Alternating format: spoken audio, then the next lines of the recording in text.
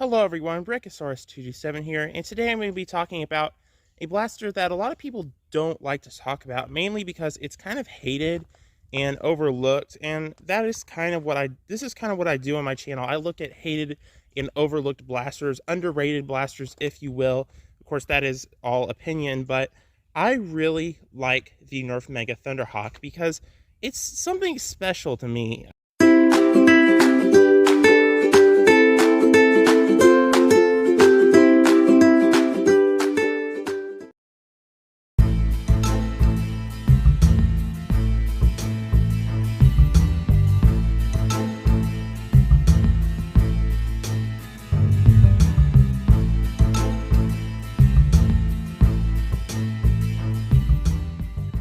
When you look at all the bad Nerf blasters, a lot of what you'll see on lists, it's not as bad anymore because of Elite 2.0, but back then, before Elite 2.0, like a lot of the blasters that were thought to be the worst, nowadays are not, not as hated as much. Like the three most hated blasters, I think, were the Deploy, the Centurion, and the Battlescout. Back in the day, those were kind of the worst blasters. Nowadays, a lot of people love the Centurion. They're always talking about how, fun it is. And people are seeing the Centurion for what it is. The Battlescout, the first version was pretty awful. I will admit that. I do think it was terrible. And it's way overpriced. But the Battle Camo version was actually pretty good, and it worked well. And of course, you have the Deploy, which today not many people hate. But there's still some haters out there that think it's bad because Coop says so. But Coop's opinion doesn't necessarily matter nowadays even. I'm going to go ahead and say his opinion does not matter to me. The Deploy is just an okay end strike blaster, and a lot of people just hate it way too much for what it is. But what happens when you combine the Deploy, the Centurion, and the Battlescout, the three worst blasters?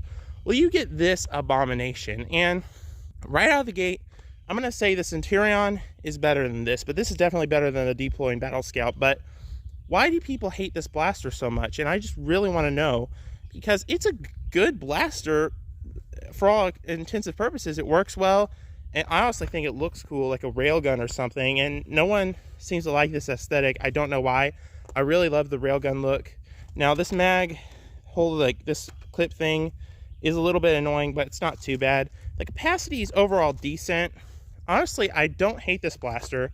And in my opinion, it's the best Mega AccuStrike blaster, just because how cool it is, and just how, like, the whole concept of it is just funny to me, that they were able to take three bad blasters and make, in my opinion, a decent blaster. It's almost like a celebration of all the bad Nerf blasters. And someone at Hasbro had a sense of humor, I think. This was purposely designed to be a combination of three terrible blasters. Now, why do people not like this? Well, mainly because it is kind of mediocre. It doesn't have the looks or the feel of the Centurion, so the sniper aspect is not really there.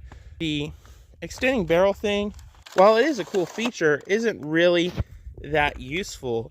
And honestly, there isn't that much to be looked at. The capacity for a Mega Blaster, however, is pretty decent compared to like some other things like the Centurion or maybe like the Cyclone Shock, but still 10 rounds is not a ton, especially if you look at something like the Roto Fury. So what does this blaster have to offer? Well, first off, I think the aesthetic is actually good.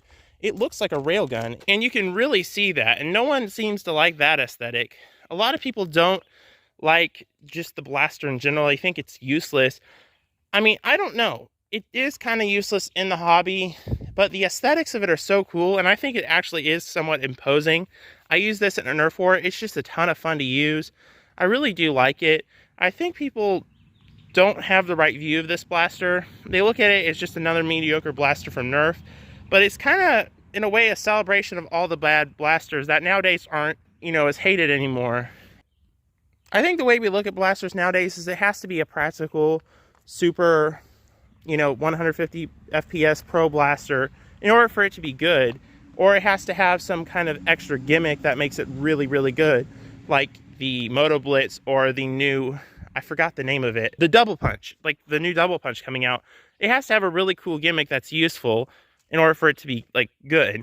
And I understand some of that. I'm not saying that this blaster is great, but I think it's overlooked, mainly because it is, in my opinion, fun to shoot. Is it as fun as the Centurion? No. But does it jam as much as the Centurion? No, it doesn't. Also, no. It has a really cool railgun aesthetic, and I guess people didn't really like that aesthetic. I thought it looked really, really cool. I really just like the feel of the blaster in general. Same thing with the tri-brake. A lot of people do not like that blaster, but that gimmick is pretty fun, in my opinion. It allows for some cool spinning tricks and stuff like that. And I kind of think that's kind of what this falls under. It has that more of a, like, just kind of a fun thing to shoot just for fun, not even in a Nerf war. And it can even be compact enough to use practically. You pull up the stand, pull this thing back, and it works just fine. My only complaint with this one is maybe the performance is not as great as it should be. That's not surprising considering most Mega Blasters aren't that great on performance.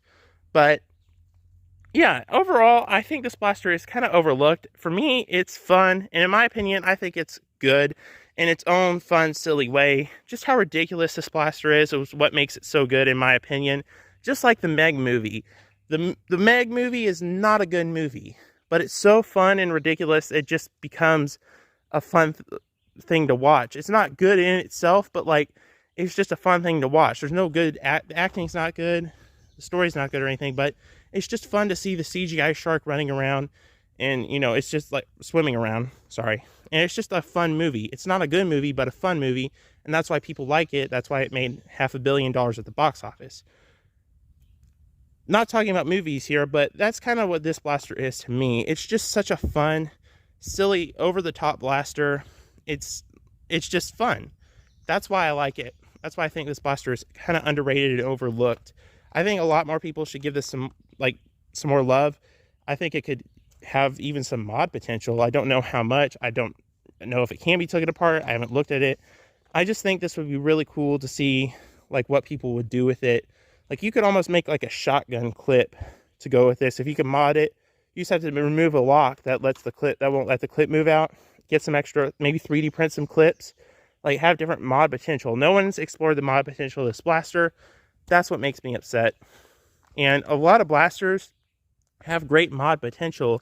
No one's making the 3D printed parts for those. They just keep making new things for the Strife, which is, you know, in my opinion, the Strife is kind of getting outdated now, but they still keep making new things for it instead of trying to find new 3D printed parts for other blasters to make them better. Why not take a bad blaster or a mediocre blaster in this case and make it really good using good parts, like 3D printed parts? I don't know why people don't do that. It would really be cool if someone made for instance, the deploy can't be modded or not modded well because of the reverse plunger system. But if you could take, I don't know how this would work, but what if you could 3D print a direct plunger system for the deploy? No one's done it. No one wants to do it. And that's what kind of makes me upset about that. Now, that being said, I'm not saying practical blasters are bad in any way. Don't take me wrong. I'm not saying they are overrated. I think some of them are overrated just because of how much they've been used and all the new options out there. But what I'm not saying this is better than the Strife. It's not. I'm just saying this is a fun blaster that's overlooked. I was going to make a Nerf Archives episode out of this when I released that series. I was going to make this put this in the Nerf Archive series, but I decided not to, mainly because I wanted to make a separate video talking about this blaster. It's such a fun, cool blaster, and I think people need to talk about it more and give it a little more attention. And I think they need to do that with people need to do that with a lot of blasters. Like, a lot of blasters that could easily be modified or upgraded to be good if they actually someone decided to, you know, make them good, instead of just trashing it and making new parts for the Strife, but I don't know why. Or new parts for the Nexus Pro, which is already a great blaster. I don't like this mentality in Nerf anymore, or the hobby anymore, where everything has to be, you know, 150 FPS Pro, or has to be really good. I don't like the mentality, and I want to talk about that in a separate video. And that is a whole nother video about like the state of the hobby. I will be talking about that at some point, but for now, I'm just going to talk about this blaster, why I think it's pretty cool, and yeah. Anyway, guys, thanks for watching. I hope you enjoyed the video. If you disagreed with some of it, Perfectly fine. I'm not upset with you for it. You have your opinion. Nothing wrong with that. This is just my personal opinion and why I like this blaster. So yeah, thanks for watching. Oh, here's a cat. Hello. This is my cat. He's a good cat. Anyway, thanks for watching, and I will see you in the next one. Bye-bye. My junk drawer, my junk drawer.